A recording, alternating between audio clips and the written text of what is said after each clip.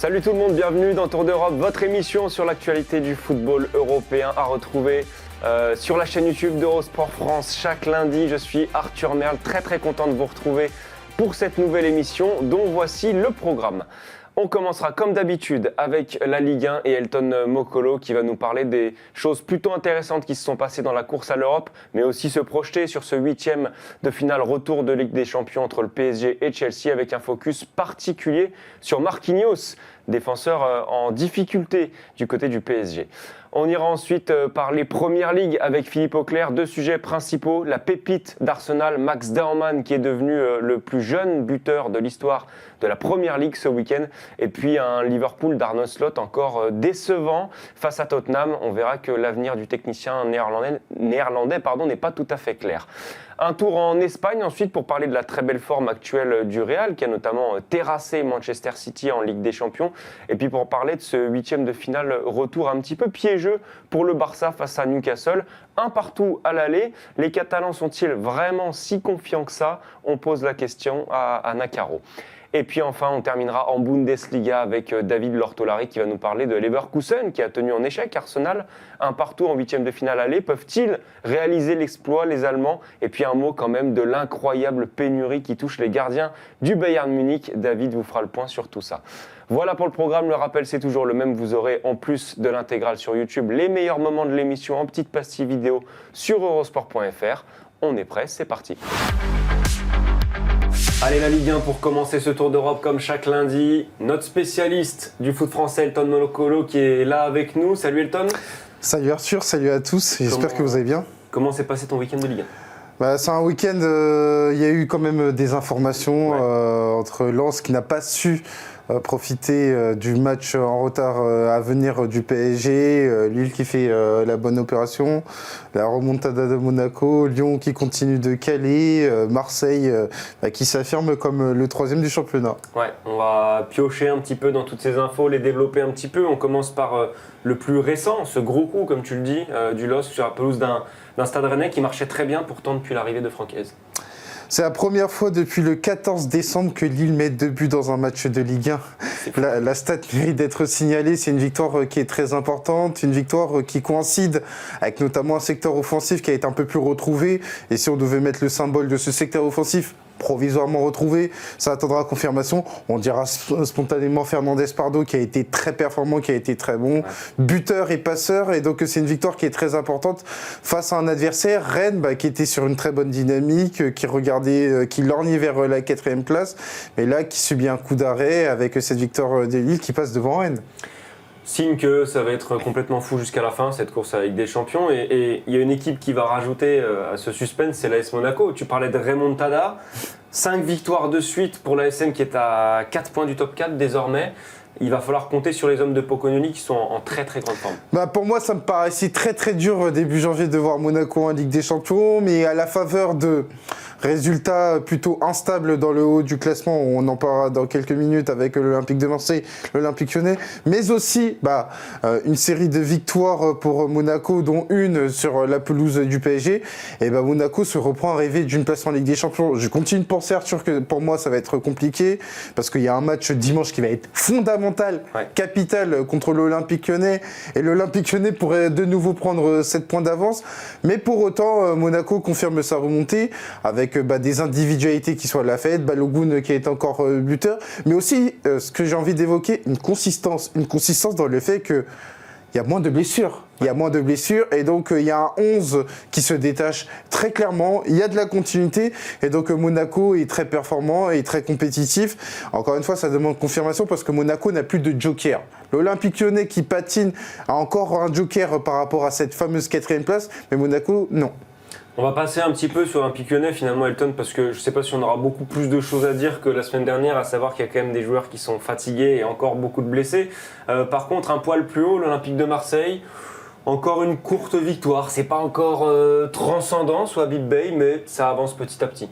L'Olympique de Marseille qui gagne une victoire, 3 points qui sont pour moi fondamentaux, qui sont très importants, qui permettent de faire la bonne opération par rapport à l'Olympique Lyonnais. Il faut quand même le signaler, l'Olympique de Marseille qui a plutôt bien réagi après cette sortie de route contre Toulouse en Coupe de France, Encore une fois, pour l'Olympique de Marseille, ça demande confirmation, mais ça n'a pas été un match qui a été forcément brillant. J'ai même trouvé Auxerre beaucoup plus cohérent collectivement que les Olympiens sur une grande partie de la rencontre.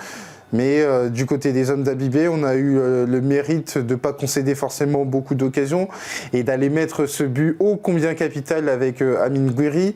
Et donc Marseille se donne un peu d'air. Il reste un match avant d'arriver sur la trêve internationale et d'attaquer ce sprint final de la meilleure des manières. Walton, on pourrait parler du RC Lens qui a échoué à reprendre provisoirement cette première place du classement, mais on va fermer cette page Ligue 1 avant d'ouvrir celle Ligue des Champions par quand même l'un des matchs les plus fous de la saison en Ligue 1 et on ne s'attendait pas forcément à ce que ce soit sur cette affiche. 4-3 pour le TFC à Metz. Qu'est-ce qui s'est passé pendant ce match, Elton ? Qu'est-ce qui s'est passé ? Il faut déjà évoquer Metz. Metz, on l'avait déjà évoqué avec Thévenot, et notamment ce style très agressif, cette idée d'avoir un pressing qui est même parfois kamikaze. Et donc ça aboutit à un match où Metz avait besoin de gagner pour espérer tenter remonter par rapport à la ligne de maintien, par rapport à la zone de maintien. Et n'en a rien été face à un Toulouse qui a réussi à remporter un match qui a été très important et un match qui a été prolifique en termes de buts. Pour moi, c'était tout simplement de la Bundesliga. Oui, c'est vrai que ça ressemble à ce qu'on voit dans le championnat qu'on analyse et qu'on analysera un peu plus tard avec David Lortolari. Elton, ouvrons cette page Ligue des Champions quand même parce que c'est le gros sujet du moment concernant l'actualité du foot français. Ce 8e de finale retour de Ligue des Champions, PSG-Chelsea, victoire 5-2 du PSG au match aller qui s'est dessiné sur le tard.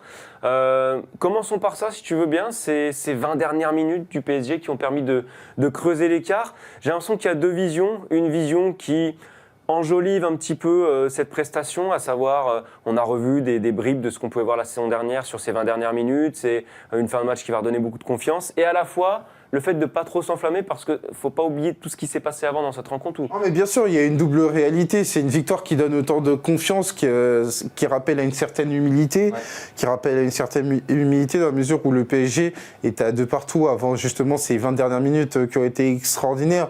Je pense que Luis Enrique en est totalement conscient, à savoir que Chelsea a challengé le PSG. Mais Chelsea n'a pas mené, et on le répète très souvent, Arthur, la Ligue des Champions, c'est la compétition du momentum. Et le PSG a maximisé ce fameux momentum avec 3 buts, et s'est rapproché pour moi d'une qualification en quart de finale, face à une équipe qui a montré ses qualités, et qui en même temps a montré ses limites. On avait mis quoi en avant ? On avait mis en avant le manque d'expérience, le manque de maturité et une charnière et même un trio défensif avec le gardien qui était friable. Ouais. Et ça n'a pas loupé à partir du moment où Jørgensen, qui était le gardien remplaçant, qui a été titularisé sur ce match-là, a craqué à partir du moment où un Fofana a été énormément en difficulté. Et qu'en face, on a eu un secteur offensif qui a été retrouvé avec, en symbole, Kvaratskhelia qui a mis un doublé, dont un but qui a été extraordinaire, Ousmane Dembélé qui a mis un but extraordinaire, Barcola qui a mis un but extraordinaire, Désiré Doué qui a été passeur décisif. Donc, toutes ces composantes ont abouti à quoi ? Ont abouti à une large victoire du champion d'Europe en titre. On a été effectivement rassuré par ce secteur offensif, en tout cas au moins ponctuellement. En revanche, il y a peut-être le secteur défensif qui continue de poser question, et un homme en particulier qui a été un cran en dessous de ses partenaires, c'est Marquinhos. Marquinhos qui a été mis en grande difficulté par la vitesse de Pedro Neto notamment. Est-ce que ça t'inquiète, ces prestations de Marquinhos en Ligue des Champions ? Parce que ce n'est pas la première fois cette saison qu'il est en difficulté à ces hauteurs-là. De toute façon, l'inquiétude est de mise quand on parle de Marquinhos, parce que j'ai l'impression qu'on refait les mêmes débats quand il s'agit de Marquinhos. On le sait, notamment dans le football, dans le style de jeu de Luis Enrique, qui est très agressif, qui est très énergivore. Un Marquinhos qui peut être exposé, ça peut être dangereux. Donc il a vraiment besoin d'avoir une structure et d'avoir justement un niveau individuel qui est vraiment dessus. Cette saison, il a été impacté notamment par des problèmes physiques, de l'extra-sportif aussi malheureusement qui l'ont impacté. Donc il n'est pas forcément sur une grande saison, mais du côté du PSG, on l'avait anticipé avec l'arrivée de Zabarni. Sauf que entre la théorie et la pratique, Zabarni ne s'est pas imposé comme une option alternative crédible pour arriver en Ligue des Champions, ce qui fait que On a un Zabarni qui n'est pas encore prêt à assumer ce statut de titulaire ou tout du moins à assurer ses transitions. Et un Marquinhos qui est sur une saison qui est difficile à juger à mesure où on n'a pas la vraie version de Marquinhos. Pour l'instant, ça ne porte pas conséquence, dans la mesure où le PSG devrait pour moi être en quart de finale, sauf un vraisemblable remontada. Mais sur les tours suivants, oui, l'inquiétude clairement est de mise parce que on pourrait avoir Liverpool en quart de finale ou Galatasaray et on pourrait avoir demi-finale, un dernier carré si le PSG se qualifie avec des équipes extraordinaires type Real Madrid, Bayern ou Manchester City s'ils sont amenés à remonter. Est-ce que c'est un mauvais procès, le procès qu'on fait sur son état physique, par exemple, parce qu'on rappelle qu'il a que 31 ans, certains parlent déjà de déclin physique. Est-ce que pour toi, le souci, il est là ou il est ailleurs ? Pour moi, c'est une combinaison de plusieurs facteurs. Faut pas oublier que Marquinhos a démarré très très tôt au PSG. Il est arrivé à l'âge de 19 ans. Et donc forcément, il y a autant une usure physique qu'une usure mentale. Parce que Marquinhos, il a été de toutes les campagnes extraordinaire, historique comme 2025, mais aussi catastrophique comme 2017. Donc forcément, c'est tentant d'aller parler de cette fameuse usure physique. Et moi, je pense que c'est une combinaison de plusieurs facteurs, à savoir que c'est un joueur, notamment par rapport au style de jeu de Luis Enrique, c'est pas non plus le joueur qui est dans ses petits souliers, quand bien même il a été de la grande aventure de 2025. Tu parles justement de ce style de jeu. Est-ce que Luis Enrique, de par ces difficultés-là, il doit peut-être bâtir tactiquement un peu plus en fonction de ses problèmes du moment? On pense notamment à ce choix de faire monter Hakimi sur Enzo Fernandez pendant tout le match aller qui a laissé le marquage de Pedro Neto à Marquinhos. Est-ce que, selon toi, le coach espagnol, il doit ajuster un petit peu? Ah non, puisque Luis Enrique te dira que ce parti pris a abouti à une victoire large du PSG. Donc il va continuer là-dessus. Et Marquinhos, quand bien même avec ses limites, il a quand même été partie prenante du triplé, même du sextuplé du PSG en 2025. Donc raison pour laquelle je pense que Luis Enrique ne va pas faire beaucoup de concessions et qui va continuer de s'appuyer sur cette fameuse structure collective qui maximise les qualités de tous les joueurs ou quasiment tous les joueurs, parce que Marquinhos, on vient de l'évoquer, il n'est pas forcément le plus à l'aise. Bon, Elton, pas de mauvaise surprise à Stamford Bridge mardi, ça va le faire pour le PSG? C'est une configuration où en fait Chelsea doit réaliser le match le plus grand de son histoire récente, et on parle quand même d'une équipe qui a remporté 2 Ligues des Champions en 2012 et en 2021, mais il faudrait une remontada comme en 2012 justement face à Naples avec ce 4-1 en prolongation. Et à l'époque, il y avait Didier Drogba, il y avait John Terry, il y avait Frank Lampard, il y avait Petr Cech. Je viens d'évoquer des noms historiques pour Chelsea, et quand bien même il y a de la qualité dans cette équipe, il ne faut pas l'oublier. Mais on parle d'une équipe qui est 8e du championnat en première ligue à domicile. On parle d'une équipe qui s'est encore pris les pieds dans le tapis face à Newcastle. On parle d'une équipe où Liam Rosenior ne fait pas forcément l'unanimité depuis qu'il est arrivé, et il a été pointé du doigt après cette défaite 5-2. Donc le PSG reste méfiant. Le PSG sait qu'un match peut vite tourner. Il ne faut pas oublier l'année dernière Aston Villa où le PSG a souffert. Mais je vois le PSG se qualifier et même s'imposer du côté de Chelsea. On sera attentif à ce que le PSG reste bien sérieux. On sera attentif aussi bien sûr à ce match retour qui devrait être assez chaud entre Lyon et Celta Vigo en Ligue Europa, et puis au parcours de Strasbourg bien sûr en Ligue Conférence. Merci beaucoup Elton pour toutes ces analyses. On te laisse ici et nous on va rejoindre Philippe Auclair pour parler Première Ligue. Allez, on enchaîne avec la Première Ligue et on reçoit avec plaisir notre habituel spécialiste du foot anglais, Philippe Auclair. Salut Philippe, j'espère que le week-end a été bon de l'autre côté de la Manche. En tout cas, il a été riche en enseignements en Première Ligue, notamment tout en haut du classement, avec 2 nouveaux points grappillés par les Gunners en tête. 9 points d'avance désormais avec ce match en plus, on le sait, mais victoire face à Everton pendant que City faisait le nul contre West Ham. Philippe, joli coup des Gunners ce week-end. Ouais, ça n'a pas été facile. Une fois de plus, je pense que de toute façon, cette équipe d'Arsenal est incapable de faire quoi que ce soit dans la facilité. Et là, il a fallu attendre les changements opérés par Mikel Arteta en toute fin de rencontre, l'entrée en jeu de Gyökeres, l'entrée en jeu de Dortmund, pour que les choses changent. Et en toute fin de rencontre, on a vu cette équipe d'Arsenal finalement l'emporter sur Everton, mais que ça a été compliqué. Et ça aurait pu plus mal tourner, d'ailleurs, parce qu'Everton s'est créé des occasions. Everton a été dangereux. Everton, en fait, est beaucoup plus dangereux en déplacement que chez eux cette saison. Et puis, dans le même temps, Manchester City n'a pas su faire le boulot à West Ham. Ils ont ouvert la marque, le plus important, tu pourrais penser. Ils se sont créés beaucoup d'occasions, mais. Et comme par hasard, c'est un ancien gunner qui a délivré le coup de grâce, Mavropanos. Je ne pense pas qu'il y ait beaucoup de supporters Arsenal qui se souviennent de son passage à Arsenal, mais il était passé par là. Il a donc donné un coup de main, un joli coup de main à son équipe, à son ancienne équipe, en marquant plus de l'égalisation. Et donc 2 points de perdus pour Manchester City à West Ham qui se bat pour rester en Première Ligue. C'est vrai, c'est un très, très, très, très bon week-end pour les Gunners. Il n'y a pas d'autre mot pour celui-là. Mais encore une fois, ça n'a pas été simple. C'est toujours dans la douleur que ces Gunners prennent leurs points. Il y a eu de la douleur, mais il y a eu une énorme délivrance sur ce but du break qui a été quand même le moment fort de ce match des Gunners. Ce but du break inscrit par Max Daumann, devenu à 16 ans et 73 jours le plus jeune buteur de l'histoire de la Première Ligue. C'est une histoire assez dingue, Philippe. On parle de ce joueur depuis l'été dernier, depuis qu'il avait été intégré un petit peu à la préparation. Mais explique-nous un petit peu ce phénomène. Est-ce qu'il progresse beaucoup? Est-ce qu'il va être amené à jouer de plus en plus? Oui, alors moi, Daumann, j'en entends parler depuis déjà 3-4 ans. À savoir qu'il avait été repéré très très jeune. Bon, c'est un gunner de toujours, bien évidemment. Et tous les gens que je connais qui suivent les équipes de jeunes d'Arsenal me disaient ce garçon-là, ce gamin-là, c'est quelque chose d'extraordinaire. Et puis donc, Mikel Arteta l'a intégré avec son groupe, dans son groupe.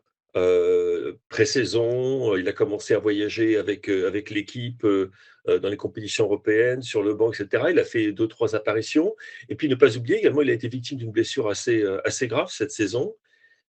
Et le voilà qui revient pile au moment où Arsenal a besoin de lui. C'est très difficile de faire un jugement sur un garçon de 16 ans.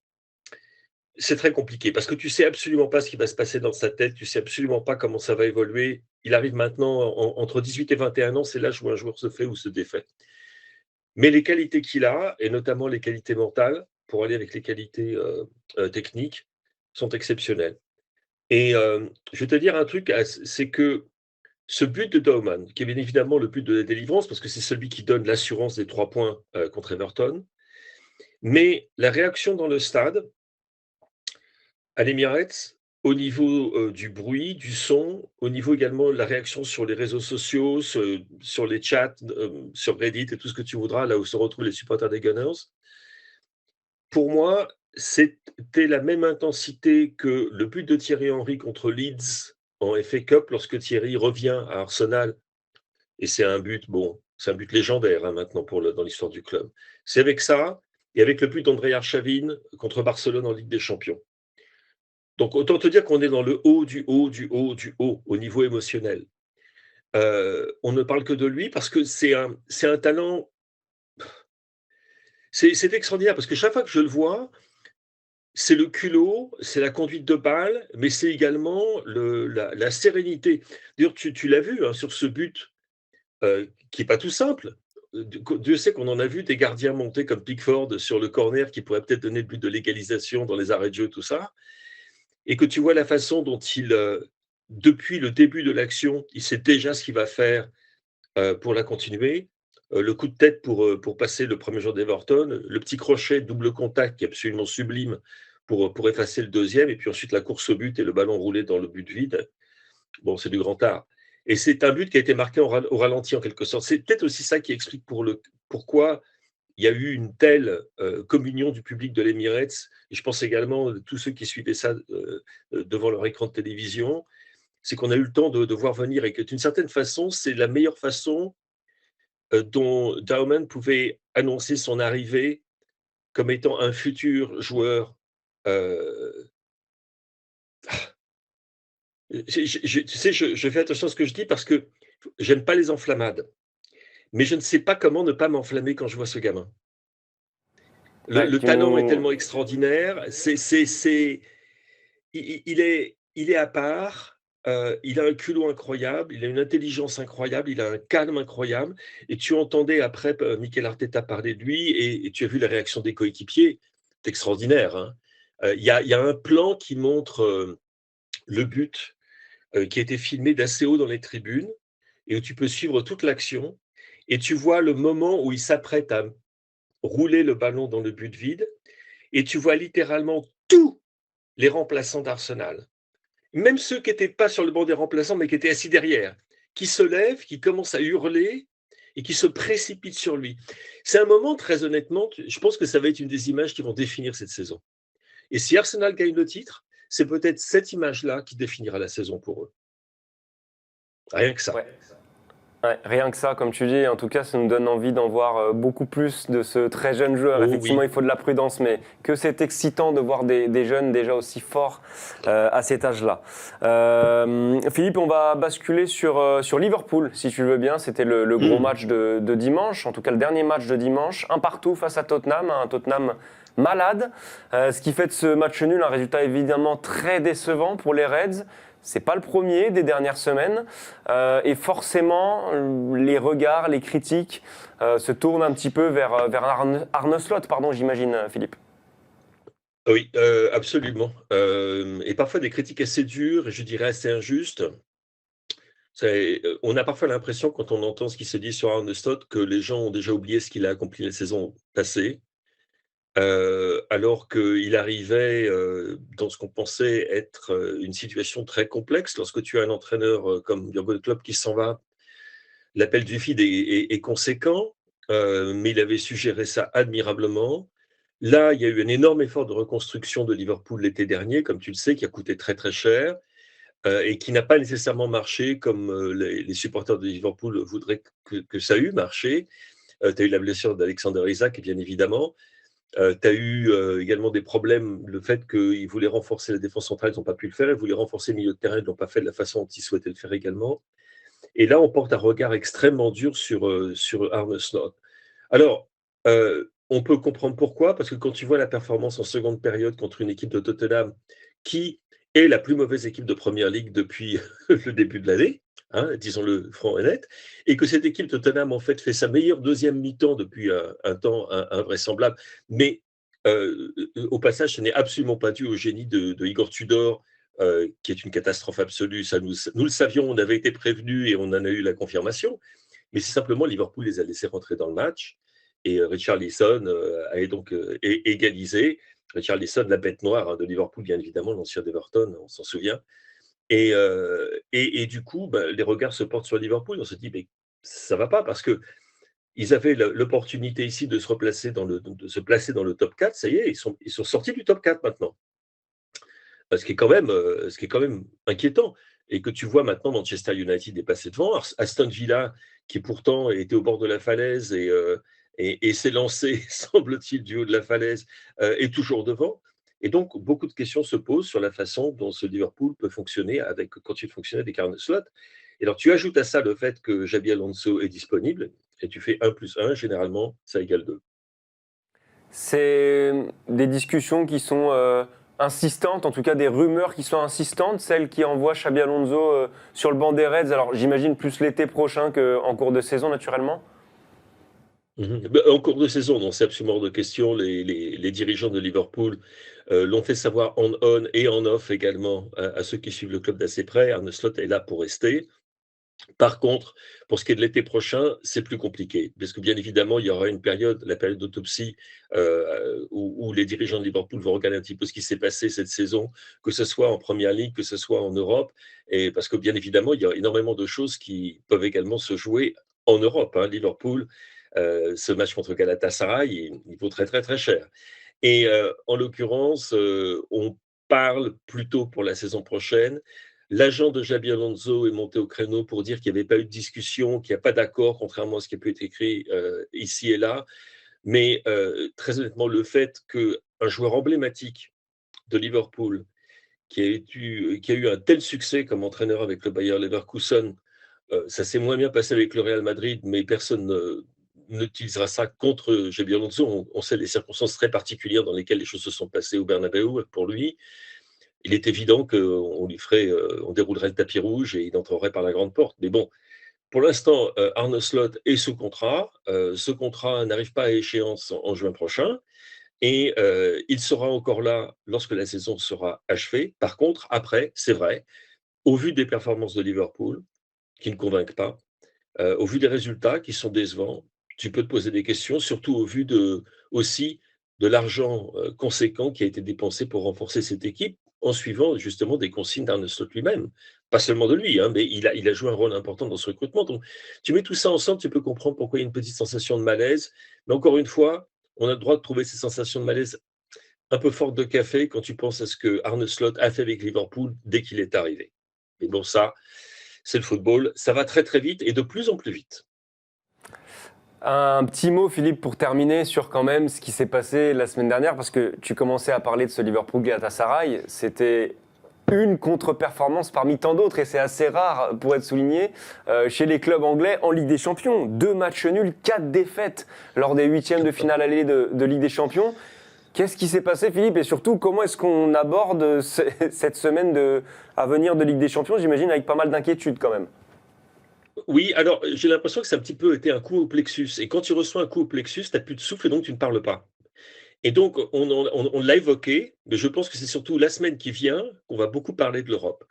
Je crois qu'il y a une explication très simple à ce qui s'est passé, parce que si jamais tu arrives à placer 5 clubs dans le top 8 de la phase de Ligue de la Ligue des Champions, et l'autre juste, qui était Newcastle en l'occurrence, juste en dehors, c'est que bon, ça va pour toi. Mais par contre, ce qui est absolument évident, c'est que les joueurs de ces clubs de première ligue sont absolument épuisés, qu'ils laissent énormément de plumes, plus de plumes que jamais en première ligue, et que quand tu les vois arriver en Europe au moment du crunch time, comme on dit, ces joueurs n'ont plus tout à fait la même fraîcheur physique et mentale qu'ils avaient au mois d'octobre ou au mois de novembre. Et ça, pour moi, c'est une évidence. Je crois qu'on a fait lorsque Arsenal joue contre le Bayer Leverkusen, c'était le 40e match du Bayer Leverkusen, c'était le 47e pour Arsenal. Tu imagines ça? 7%, ouais, c'est plus de 7%, c'est quasiment 20%, enfin 15% de matchs en plus sur une saison. C'est absolument hallucinant, et je crois que ça, tu le vois. Mais tu le vois également en Première Ligue d'ailleurs, hein. Ce que tu vois en Ligue des Champions avec des équipes anglaises qui ont beaucoup de mal à finir leur match, ça a également été le cas de Chelsea, qui se sont complètement perdus en fin de rencontre quand il reste un quart d'heure à jouer contre le PSG, tout va bien, hein. Mais en fin de match, ça s'écroule. Et on assiste à la même chose également en Première Ligue. C'est vraiment un questionnement qu'on va devoir avoir ici, parce que, à la différence, par exemple, de la France, où on met PSG au repos avant un match de Ligue des Champions, en Angleterre, nous, on continue de jouer. Il faut que le spectacle continue. Et ce spectacle, il fait des victimes. Et ces premières victimes, pour moi, c'est les clubs de Première Ligue. Bon, en tout cas, du spectacle, on en aura peut-être, certainement même, sur ces matchs retour avec beaucoup d'équipes anglaises qui vont arriver très conquérantes. On va pas s'en plaindre, ça va faire certainement de très belles rencontres. Merci beaucoup, Philippe, pour toutes ces analyses. On te retrouve très vite dans Tour d'Europe, et on te souhaite une belle semaine à suivre ces clubs anglais sur la scène européenne. Salut, Philippe. Allez, la Liga désormais, et on rejoint notre spécialiste du foot espagnol, Ana Caro. Salut Ana, j'espère que tu vas bien et j'espère que ton week-end de Liga s'est bien passé. Raconte-nous un petit peu ce qu'il y a eu d'intéressant. Ah, franchement, on a eu un très beau week-end de Liga, des très beaux buts, notamment le but d'Arda Güler pour le Real Madrid.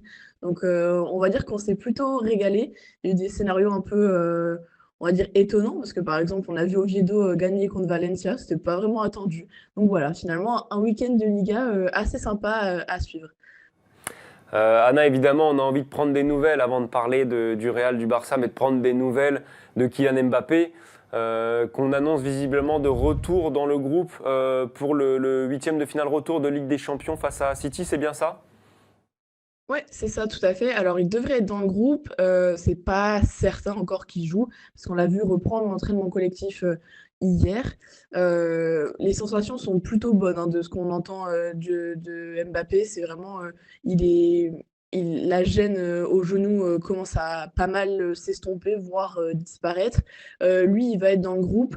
Vu le score, évidemment, il n'y aura aucun risque qui sera pris. Normalement, il devrait rentrer quelques minutes en fin de match, mais bon, voilà, sans doute que s'il le sent pas pour X ou Y raison, bah, il rentrera tout simplement pas. Mais en fait, ce qui serait important pour Kylian Mbappé, surtout, c'est d'être présent, lui, au cas où il y a une remontée de Manchester City, parce que bah, ça reste un scénario qui est envisageable envisagé du côté du Real Madrid.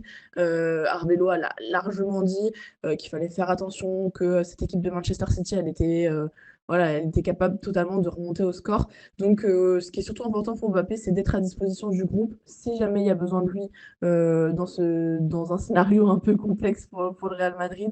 Mais les sensations sont bonnes et on sent aussi que le fait qu'il n'y ait pas besoin d'opération pour lui, pour son genou, ça lui a permis de se rabibocher, on va dire, avec la presse espagnole qui se voyait déjà le perdre pour la fin de saison et ça aurait fait un peu grasser les dents sans doute au Real Madrid. Bon, en tout cas, le Real s'est plutôt bien débrouillé sans son attaquant star ces derniers jours. Il y a eu évidemment cette victoire 3-0 au match aller face à City, cette victoire ce week-end aussi 4-1 face à Elche. Il y a un joueur qui a pris un petit peu le relais offensivement, on ne s'attendait pas forcément à lui, c'est Fede Valverde. Anna, des buts exceptionnels et beaucoup de buts, surtout 4 en 2 matchs. Voilà, il a pris le relais, le milieu uruguayen, pardon.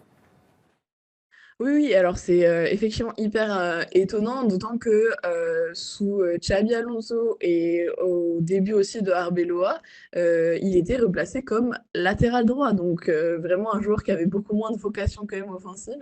Et là, il a marqué oui, donc 5 buts en l'espace d'une semaine, si on prend celui contre le Celta aussi. Donc c'est vraiment exceptionnel et pas loin d'être inattendu aussi, parce que bon, bah, évidemment, il y a ce triplé contre City où je pense que voilà, il atteint un niveau peut-être qu'il n'atteindra jamais encore dans sa carrière parce que c'est vraiment exceptionnel, surtout quand on voit les buts qu'il a réussi à marquer contre Manchester City. Mais il y a en plus ce côté vraiment de leadership qu'on lui avait un peu perdu au fil des semaines parce qu'il y avait certaines rumeurs qui disaient que justement lui, il n'appréciait pas forcément jouer comme latéral droit, qui le faisait vraiment pour dépanner, mais qui le faisait absolument pas de gaieté de cœur et que ça avait même été un sujet de débat, voire de discussion houleuse avec Xabi Alonso, cette position d'arrière droit. Donc là, il a non seulement marqué beaucoup, mais il a aussi beaucoup marqué les esprits à Madrid parce que bah, ils ont retrouvé leur Fede Valverde, qui est quand même capitaine du Real Madrid en l'absence de Dani Carvajal, et qui est capable de se muer en serial buteur quand il y a vraiment besoin de lui, parce qu'au final, le Real Madrid avait besoin d'un buteur. Vinicius et Brahim, qui étaient alignés par exemple à Elche, n'ont pas forcément suffi. Donc il fallait qu'il y ait quelqu'un qui fasse le travail. Et c'est vrai que Fede Valverde, on connaît cette capacité de frappe, on sait qu'il est capable de frapper de loin, mais le fait qu'il soit capable de marquer autant en si peu de temps, c'était totalement inattendu. Mais c'est largement apprécié à Madrid parce que si on regarde même Marca, ils ont fait le lendemain de son triplé une avec 11 Fede Valverde dessus. Donc vraiment histoire de dire que bah, c'est le joueur qu'il faut être pour être au Real Madrid. Et c'est d'ailleurs aussi ce qu'a répété Arbeloa, que c'est euh, un, un joueur qui serait l'archétype de ce que devrait être un joueur du Real Madrid, c'est-à-dire résilient, capable de frapper, mais tout simplement aussi bon, hein, parce qu'il est quand même excellent cette semaine, Fede Valverde.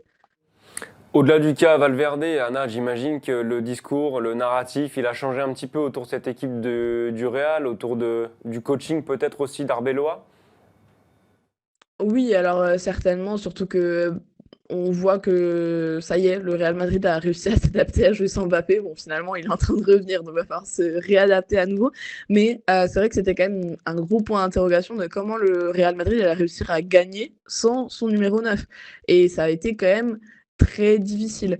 Mais là, sur les derniers matchs, on sent un Real qui, ça y est, en fait, a enfin trouvé son jeu. Alors, on est mi-mars, ça paraît assez hallucinant de voir que le Real Madrid est plus ou moins calibré qu'à ce moment-là. Mais il n'a pas perdu trop de points dans la course à la Liga. Il est largement en lice en Ligue des Champions. Il n'y a que la Coupe du Roi où il y a eu ce petit échec. Mais le Real, tel qu'il joue aujourd'hui, est extrêmement convaincant. Et c'est sans doute même le meilleur Real qu'on ait vu depuis le début de saison. Parce que on voit enfin des combinaisons, des sorties de balles qui sont vraiment très très bien travaillées. Et des circuits de passe qui sont vraiment voilà, de haut niveau, du standing que doit être le Real Madrid. Et tout ça, alors que justement, il leur manque leur joueur star. Aujourd'hui même se pose la question dans les médias madrilènes de comment on va réintégrer Mbappé à cette équipe, parce qu'en fait, cette équipe, elle est dangereuse parce que plein de joueurs différents sont capables de marquer. Il n'y a pas seulement Vinicius qui joue plus ou moins dans l'axe en l'absence de Mbappé, mais il y a donc Fede Valverde, il y a Arda Güler, il y a Brahim Diaz. Et il y a Antonio Rudiger, par exemple, qui a marqué ce week-end contre Elche. Donc c'est vrai que le rôle de Mbappé a été divisé en plusieurs joueurs qui sont capables de marquer au sein du groupe. Et il va falloir aujourd'hui réintégrer Mbappé, qui est un serial buteur et qui est celui qui doit être l'homme providentiel de ce Real. C'est à voir comment ça va se passer dans les prochaines semaines, parce que ça se trouve, le Real va de nouveau tomber dans un cycle d'incertitude et surtout au niveau de son jeu. Bon, on verra déjà s'il a l'occasion de jouer sur ce huitième de finale retour et on sera attentif à sa prestation si c'est le cas.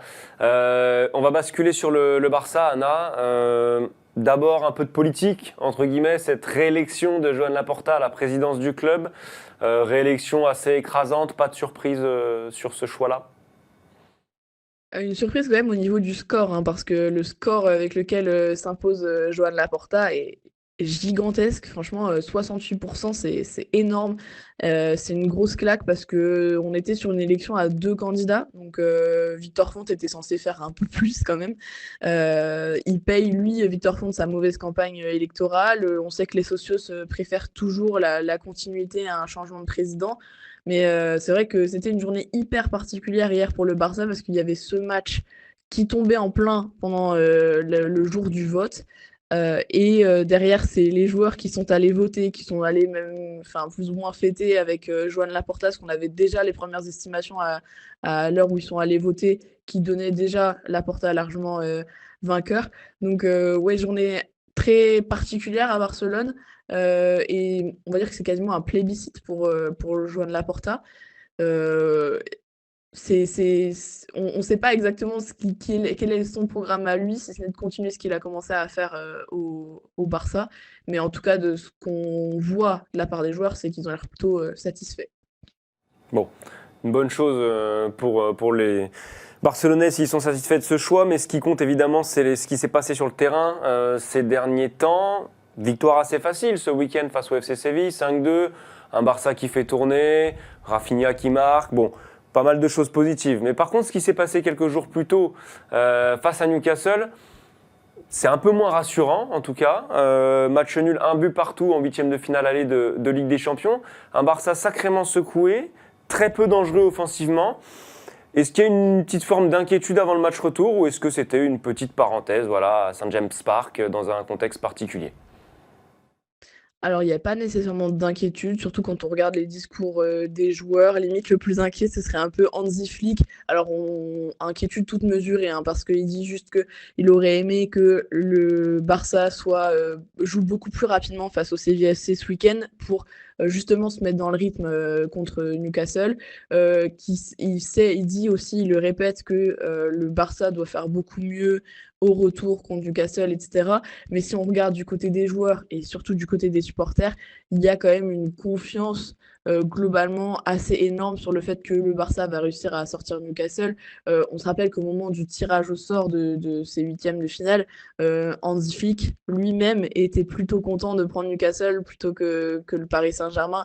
Donc il y a quand même une forme de confiance globale autour de ce groupe.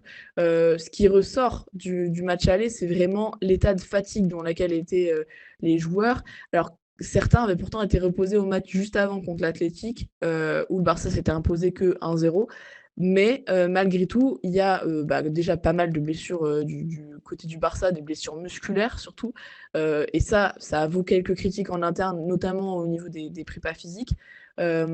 La fatigue, en fait, ça s'est vu encore ce week-end, parce que finalement, hormis certains comme Koubarsi, Rafinha, qui eux ont enchaîné, en fait, pas mal de joueurs ont eu du repos, et le score aussi contre Séville a permis à Hansi Flick de faire tourner, de faire reposer rapidement ses joueurs, et c'était vraiment ce dont avait besoin le Barça. C'est vrai que là, dans le contexte où, alors déjà, il y a l'élection l'élection présidentielle qui est passée, c'est un élément dont on parle rarement, mais c'est quand même un contexte qui est pas hyper favorable avant de jouer un match de foot, surtout quand on voit ce qui était sorti 2 jours avant le match contre Newcastle. Donc ça, c'est passé. Il y a le côté repos aussi, qui fait que normalement les joueurs du Barça devraient se sentir un peu plus frais au retour. Et il y a le fait que ça se joue au Camp Nou et dans un Camp Nou où il y aura plus de 60 000 personnes parce que ça y est, la Grada, le Goal Nord est ouvert et c'est la Grada d'animation. Du coup, les supporters qui font l'animation, qui l'occupent. Et c'est vrai que sur le match contre l'Atlético, notamment match retour en Copa del Rey, ça s'est senti énormément le soutien de cette Grada. Ça s'est senti encore hier contre Elche et il y a un sentiment de se dire en fait avec cette Grada on devrait mieux s'en sortir, on devrait être poussé par le public, etc. Et c'est vrai que le public a joué un rôle très important en Copa del Rey contre l'Atlético. Ça n'a pas suffi pour acter la remontada, mais là dans la mesure où il y a 1-1 au match aller, voilà, globalement ici à Barcelone, les gens sont assez confiants, les joueurs sont assez confiants. Il y a juste Hansi qui dit attention quand même, ne pas faire de bêtises au retour contre Newcastle. Mais voilà, c'est un sentiment de confiance qui règne ici. Bon, on suivra ça avec beaucoup d'attention, mais effectivement, l'avantage du terrain pourrait quand même peser en faveur du FC Barcelone. Merci beaucoup, Anna, pour ton analyse. On te retrouve très rapidement dans Tour d'Europe et nous, on va aller conclure cette émission du côté de la Bundesliga. Salut, Anna. Allez, on termine ce Tour d'Europe avec notre spécialiste du foot allemand, David Lortolari. Salut David. On va parler évidemment Bundesliga, Ligue des Champions, un petit peu. Mais d'abord, Bundesliga, bien évidemment, et ce qui s'est passé des choses intéressantes. Moi, j'ai vu qu'Arnaud Kalimuendo avait marqué ce week-end. Forcément, ça nous intéresse, David. Oui, absolument. Et pour Francfort, puisqu'il joue désormais pour l'Eintracht, Arlo Kalimuendo, c'est très intéressant parce que c'est la première fois que le club réussit 3 matchs consécutifs gagnés sans prendre de but. Donc ça a complètement changé avec ce qu'on avait connu par le passé avec l'entraîneur précédent, avec Topmöller et avec l'Espagnol Riera, qu'on connaît un peu en France, bien sûr, avec Bordeaux notamment.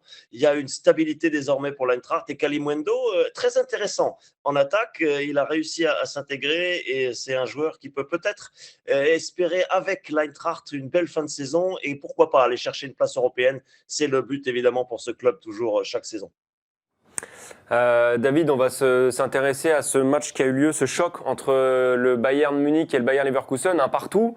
Il nous intéresse pour le match en lui-même, bien sûr, pour les projections ensuite qu'on va faire sur la semaine à venir, mais d'abord le match en lui-même. J'ai cru comprendre que ça avait quand même été assez animé cette rencontre. Très animé. Heureusement qu'en Allemagne, on a les arbitres qui ne rechignent pas à s'exprimer après les matchs au micro pour débriefer un petit peu les situations. Ça a été très intense, parfois tendu, et le Bayern s'est retrouvé, et ça c'est une grande, grande rareté, à 10 contre 11, puis à 9 contre 11, avec des circonstances de jeu très particulières, notamment l'expulsion de Luis Diaz pour un deuxième carton jaune, pour une prétendue simulation dans la surface pour tenter d'obtenir un penalty. Alors il y a différents points de vue sur cette action chaude du match qui s'est terminée par un partout, un par ailleurs.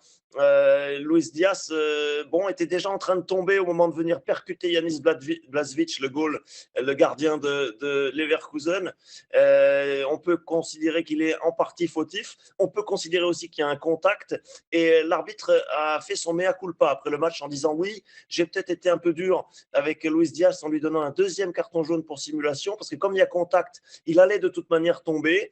Et le Bayern se retrouve à 9, termine le match comme il peut, avec un Harry Kane en défense, un Stanisic avant-centre, un espèce de bazar organisé, et arrache un match nul qui ressemble à une victoire contre Leverkusen.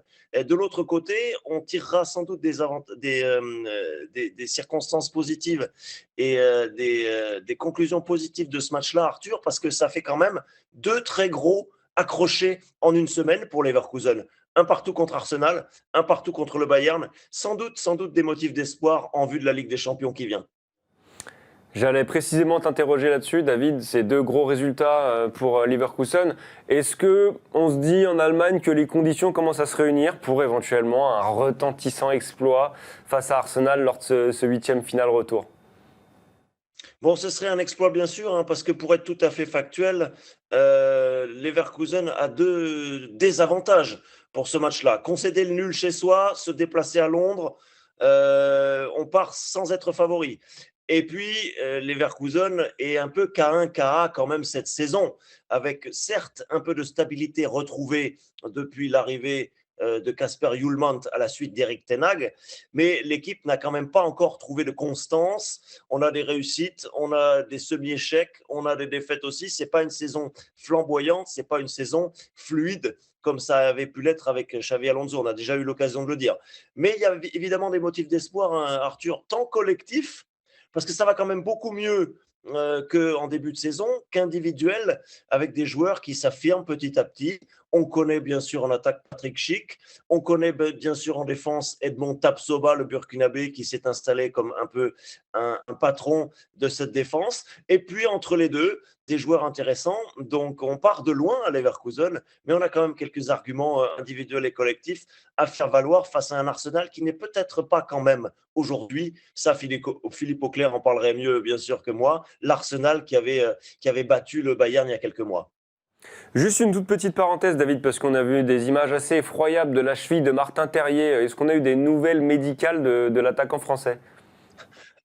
Oui, oui, oui, la faute sur Martin Terrier de Nicolas Jackson, hein, l'attaquant sénégalais du Bayern, avec cette semelle sur la cheville absolument horrible, qui a valu un carton rouge après visionnage des images par l'arbitre.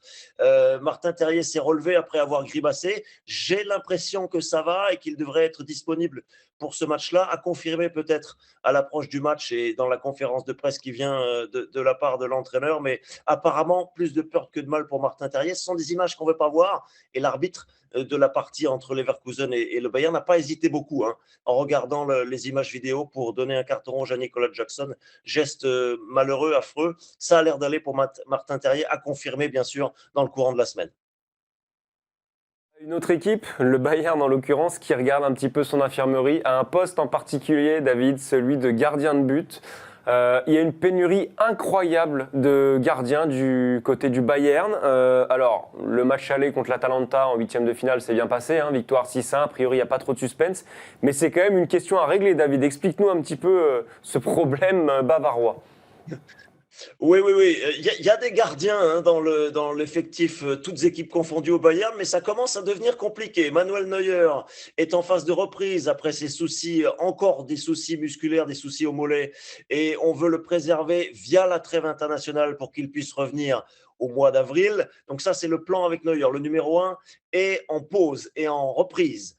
Le numéro 2, Jonas Urbich, vous vous en souvenez, ces images à la fin du match contre l'Atalanta à Bergame, a subi un choc à la tête et on fait très attention pour que le jeune Jonas Urbich, numéro 2 au Bayern, ne reprenne que si tout va bien. Il est donc incertain pour cette partie, la décision n'a pas été prise encore de l'aligner ou non.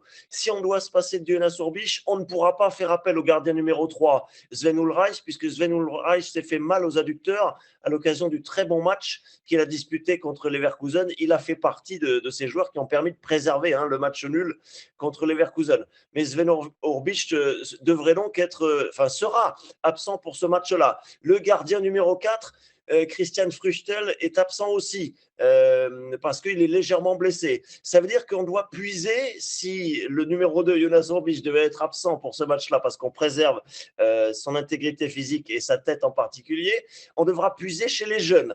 Le jeune Yanis Bartel, qui occupe le poste en équipe réserve, n'a pas une très très grande cote au Bayern. Alors c'est un bon gardien sur la relance, il a des qualités, mais c'est pas forcément le gardien qu'on voudrait propulser dans un match de Ligue des Champions. Yanis Bartel, ça veut dire que le jeune des moins de 16 ans, le jeune qui pourrait jouer en équipe réserve quand le numéro 4 n'est pas là, le jeune Prescott, est pressenti pour jouer. C'est le gardien numéro 5, donc même numéro 6 peut-être, en fait, si on fait la hiérarchie avec les jeunes.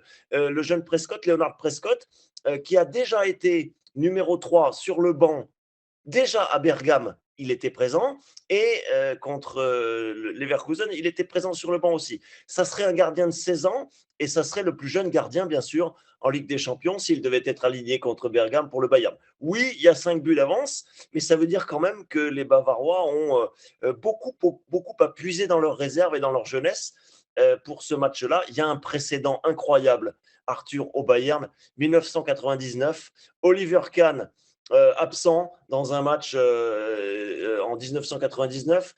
Bernd Dreher, le gardien numéro 2, absent. C'est Michael Tarnat, le joueur de champ, qui avait joué et qui avait préservé dans les buts. C'est une légende un peu en Allemagne, qui avait préservé une victoire contre Karlsruhe, je crois, 2-1. On a l'habitude, c'est déjà arrivé une fois, mais c'est quand même une histoire très particulière. Quand vous avez votre numéro 2, votre numéro 3 blessé, il faut aller chercher chez les jeunes. Il y a aussi des joueurs qui ne sont pas à 100%, on ne sait pas lequel choisir. Voilà, on aura peut-être une surprise contre Bergame en milieu de semaine. Ce jeune Leonard Prescott est pressenti si tous les gardiens qui sont devant lui devaient être absents.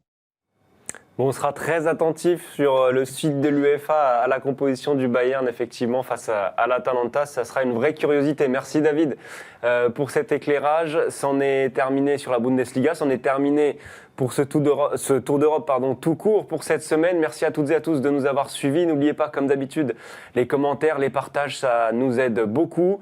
On vous souhaite une très belle semaine de football européen. Elle sera riche, évidemment, avec la Ligue des Champions, la Ligue Europa.